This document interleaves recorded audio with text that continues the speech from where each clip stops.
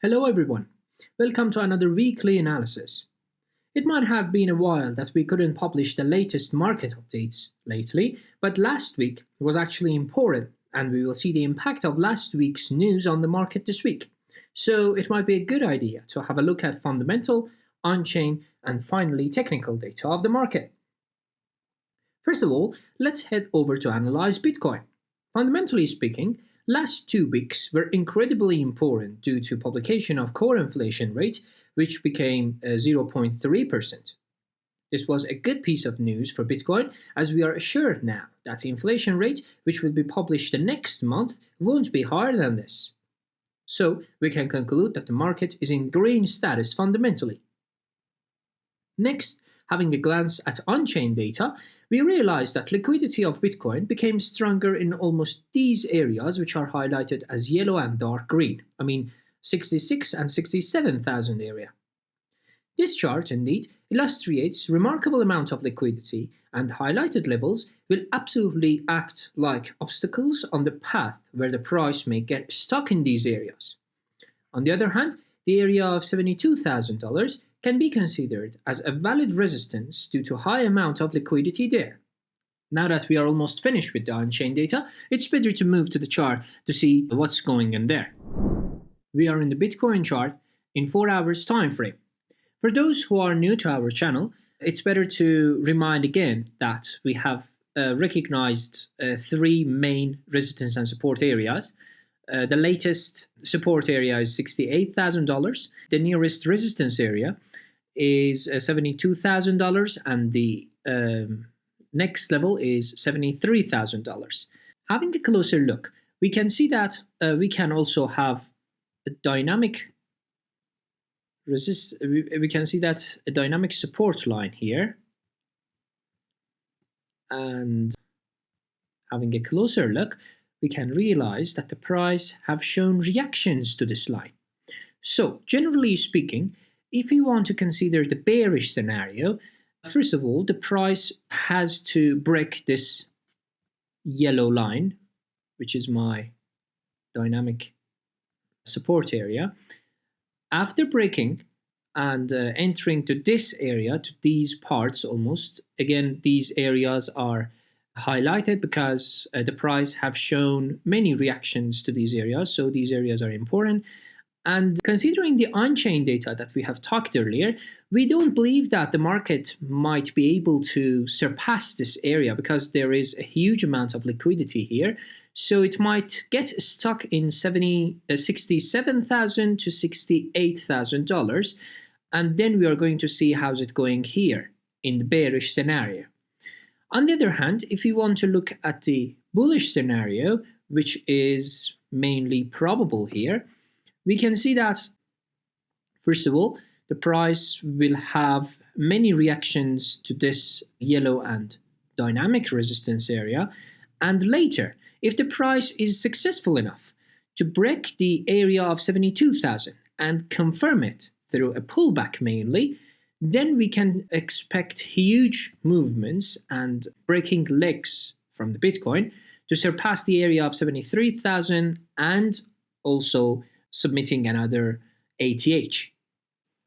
For those who want to open positions in these areas, we can recommend a long position. As I said, it's highly probable.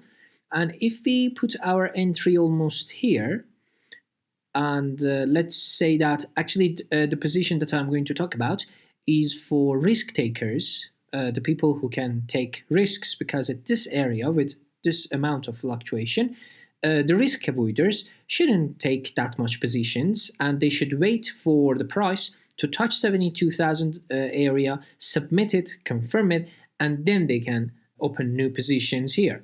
But for the risk takers, they can have their entry at this line when the price most probably is going to come back and touch here again, and there they can have their entry point. They can put their target on the 73,000, and we are going to put our stop loss a little bit backward to this dynamic resistance area, and you can see that the risk to reward ratio is almost 5.7, which is fair enough for those who want to take the leg. If we come to a little bit smaller time frame, like 1 hour, we can see some other movements here as well. First of all, we can have another dynamic resistance line here, which shows the price compression almost. And now that the candle is not finished yet, I draw it here. The price has surpassed this area with a very big Marubozu candle. It shows strength here, first of all. On the other hand, we can see double bottoms. We can consider it as double bottoms in a little bit larger time frame. So we have 2 or 3 signs that the market is going to be bullish, as I said. The bullish trend is highly probable, yet having some reactions and, touchings to this yellow dynamic support area. That's enough of Bitcoin now, and let's see what's happening with Ethereum. Fundamentally speaking, in the first hand, we witnessed a severe fluctuation on Ethereum's chart, which was mainly due to its ETF approval. This graph shows the amount of money coming in or out in different price levels. It's clear that, due to lack of enough liquidity in this price change, it was not that much successful in holding still. This can be a good reason for the recent market fluctuations. On the other hand, having a look at the active addresses and their amount, we can see enough demand in the market.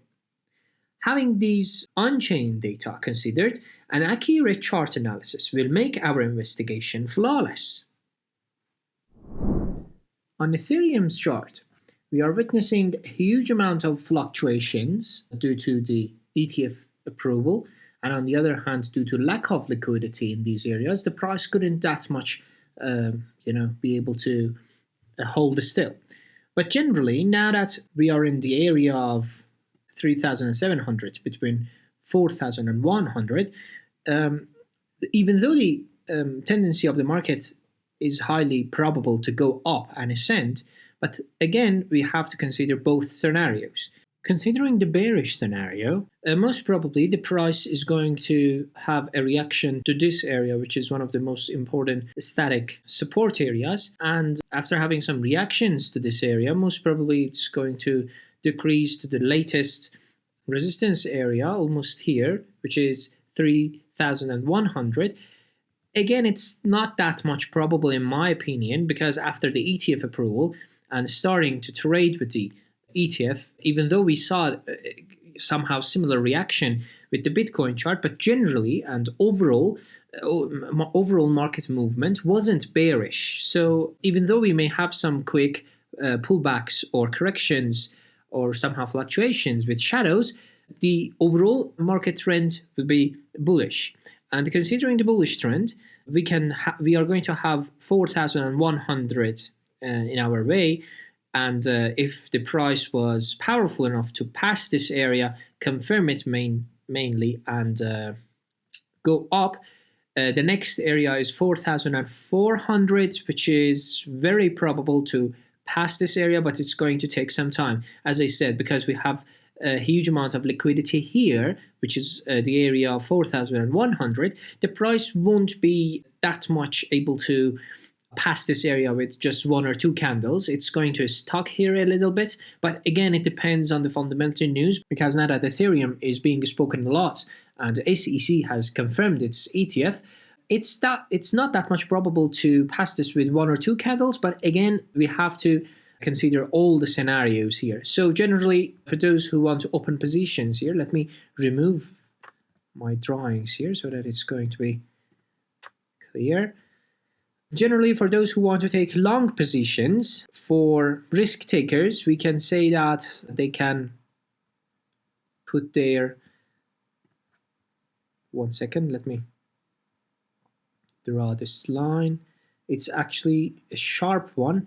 In my opinion, we are going to have a quick correction here, but for those traders who are considered as risk takers, they can also put their entry almost here and put their target somehow here. Consider that stop loss is going to be exactly a little bit backward of this yellow line.